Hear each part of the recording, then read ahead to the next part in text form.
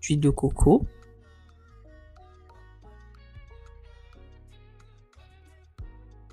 deux cuillères à café de beurre de karité et une cuillère à café de vaseline. Dans un autre contenant, on va venir faire fondre notre préparation au bain-marie. Donc vous allez venir mettre de l'eau chaude dans le bol et mettre le premier contenant à l'intérieur, histoire de venir faire fondre la préparation. Là, ce que je vais faire, c'est tremper pendant quelques secondes.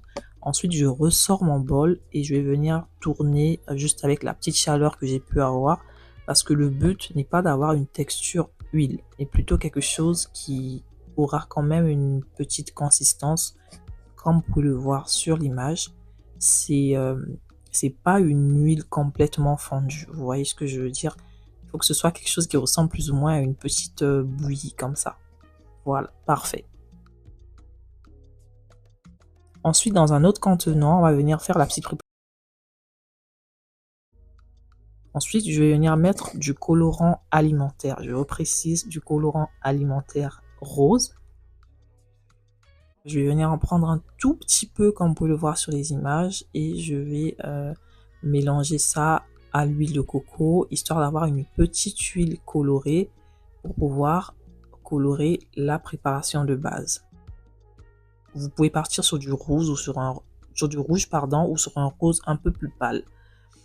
Prochaine étape, on va venir colorer notre première préparation. Donc je vais venir mettre dans un premier temps un tout petit peu comme ça, histoire de ne pas mettre trop de couleur. À la base, je voulais laisser cette jolie petite couleur pâle, mais après j'ai trouvé que c'était pas assez et j'en ai rajouté au final pour avoir la belle petite coloration que vous avez pu voir au début.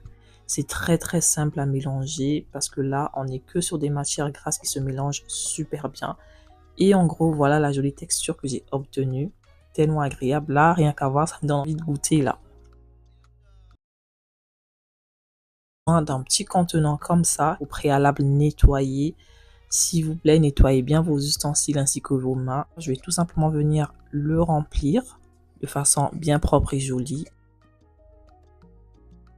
Prochaine étape, c'est de mettre ça au frigo pendant 10 minutes, histoire que la consistance change.